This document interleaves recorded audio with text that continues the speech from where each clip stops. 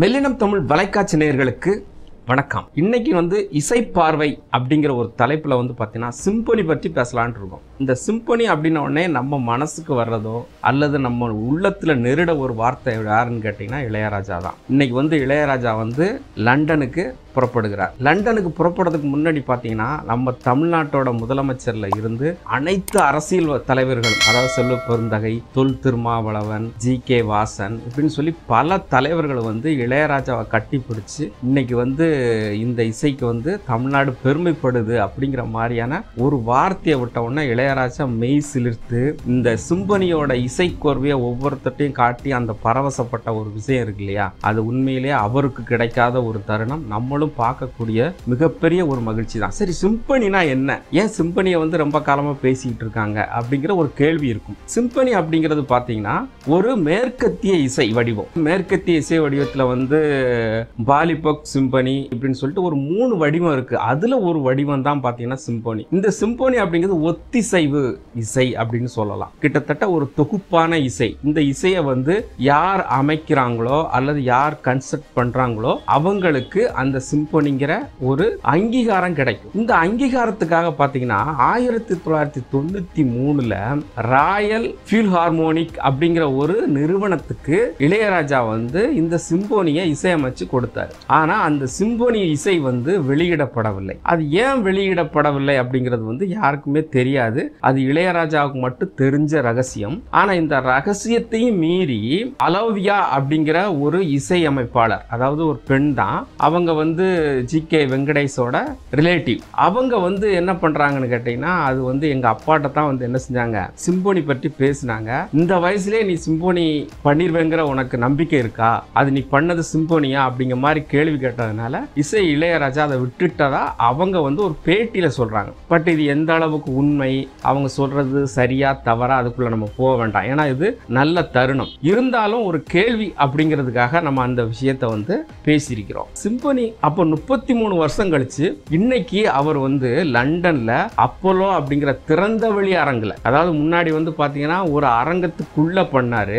இப்பயும் பாத்தீங்கன்னா சிம்பொனி அரங்கத்துக்குள்ள பண்ணி டெஸ்ட் பண்ணி ஓகே பண்ணிட்டாரு. ஆனா இருந்தாலும் மக்கள் இசையா மக்களெல்லாம் கேட்கணும் அப்படிங்கிறதுக்காக அந்த லண்டனில் உள்ள மிகப்பெரிய அரங்கமான அப்போலோ அரங்கத்துல திறந்த வெளி இசையை மார்ச் 8ல அவர் பண்ண இருக்கிறார். ஆக எல்லாருமே ஆவலோட காத்துட்டு இருக்காங்க. இந்த சிம்பொனி அப்படிங்கிறது பாத்தீங்கன்னா 90 இசைக்கருவிகளுக்கு மேல, 90 இசைக்கருவிகள்ல ஒரு இடத்துல ஆரம்பிக்கும் போது அப்படியே வெவ்வேறு இசைக்கருவி ஒரே நேரத்துல ஆரம்பிச்சு எந்த கருவியும் எந்த இசையும் டிஸ்டர்ப் பண்ணாம நம்மள ஒரு ஆக்கிரமிக்கக்கூடிய ஒரு ஆல்பம் தான் பாத்தீங்கன்னா இந்த சிம்பொனி. அந்த சிம்பொனி எல்லாராலையும் பண்ண முடியாது. தமிழ்நாட்டில் ஏற்கனவே, அதாவது இசை இளையராஜா தான் முதல்ல பண்ணாரு, அது வெளியிடலனாலும் தமிழ்நாட்டில் ஏற்கனவே 2 பேர் பண்ணியிருக்கிறாங்க. அதுல ஒருத்தர் பாத்தீங்கன்னா ராஜன் சோமசுந்தரம், திருவாரூர்காரர், சங்கத்தமிழ் தொடர்பாக ஒரு சிம்பொனியை பண்ணியிருக்கிறாரு.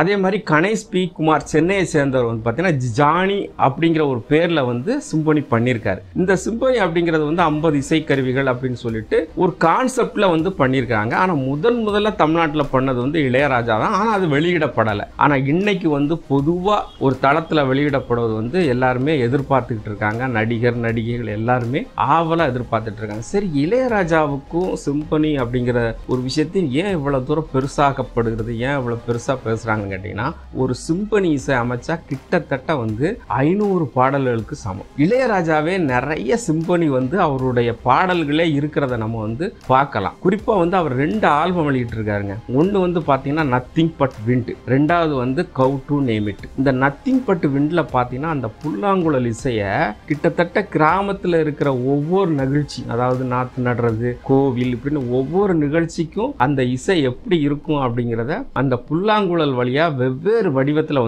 சொல்லியிருப்பார். இந்த இசையை கேட்ட கமலஹாசன் ராஜா சார், எனக்கு இதே இந்த புல்லாங்குழல் சார்ந்த ஒரு பாட்டு போட்டு கொடுங்களேன் அப்படின்னு சொன்னதுக்காக விளைவுதான், அந்த விளைவுதான் பாத்தீங்கன்னா சத்யா அப்படிங்கிற ஒரு படத்துல வளையோசை கலகலகலவன கவிதைகள் படிவுகின்ற காற்றும் வீசுது, அதை அழகா என்ன செஞ்சிருப்பாரு, அந்த அணி அப்படி ஒரு இலக்கண இதுல வாலி எழுதியிருப்பாரு.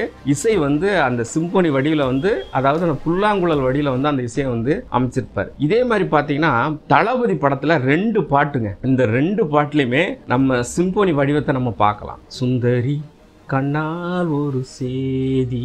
அந்த பாட்டில் வந்து அந்த போர்க்களத்துக்கு வந்து டம் அப்படின்னு அடிச்சு ஒரு பெரிய இசை வரும் பாருங்க. அதுல பாருங்க கிட்டத்தட்ட ஒரு 20 வாத்தியத்துக்கு மேல எந்த டிஸ்டர்ப் இல்லாம நம்மளை வந்து ஆக்கிரமிக்குது நீங்க பார்க்கலாம். ராக்கமா கையத்தட்டு பாட்டுல வந்து பாத்தீங்கன்னா எஸ்பிபி வந்து ஒரு இடத்துல வந்து ஒரு நடுக்குல இருந்து ஒரு உச்சத்துக்கு ஒரு வாய்ஸை ஏத்துவாரு. அந்த ஏத்தும் போது அந்த இசை பாருங்க, அதுலயும் ஒரு 10 கருவிகள் வந்து இசை வந்து எந்த டிஸ்டர்பும் இல்லாம. இதுதாங்க சிம்போனி. இந்த சிம்போனியை இன்னைக்கு 90க்கும் மேற்பட்ட கருவிகளோட வாசிக்கத்தான் நம்ம இளையராஜா போறார். ஆக சிம்போனி அப்படின்னாலே நம்ம மனசுக்கு பெரிய ஒரு வரப்பிரசாதம் அப்படிங்கிறது. இன்னைக்கு அவர் வந்து ஓப்பனா அதை வந்து இசை வாசிச்சுட்டு வெளியே வரும்போது இந்த தமிழர்களுக்கும் தமிழ்நாட்டுக்கும் மிகப்பெரிய ஒரு வரலாற்று நிகழ்வாகத்தான் அது இருக்கும். அதுக்கு பேர் என்ன வச்சிருக்காருன்னா வேலியன்ட் அப்படின்னு வச்சிருக்காரு. அதாவது வீரமிக்க அப்படிங்கிறது அந்த சிம்போனிக்கு பேர் வச்சிருக்காரு. ஆக நம்ம சிம்போனி இளையராஜா, மேஸ்ட்ரோ இளையராஜான்னு நம்ம சொல்லிட்டு இருக்கவங்க இன்னும் வந்து தாராளமா என்ன செய்யலாம், சிம்போனி இளையராஜான்னு நம்ம சொல்லலாம். 1993 ஆரம்பிச்சு வெளியிடப்படாத ஒரு இசை 2025 மார்ச்ல வந்து அதே சிம்போனில வந்து இளையராஜா வெளியிடுறது வந்து உண்மையிலே நமக்கு வந்து பரவசமா இருக்கு. இது வந்து எல்லா தமிழ் இசை கலைஞர்களுக்கும் இசை ரசிகர்களுக்கும் ஒரு பெரிய எதிர்பார்ப்பு தான். சிம்போனி வெளியிடும் பொழுது எல்லாருக்கும் அது பெரிய ஒரு மகிழ்ச்சி தரும் தருணமா இருக்கும் அப்படிங்கிறது தான் கருத்து.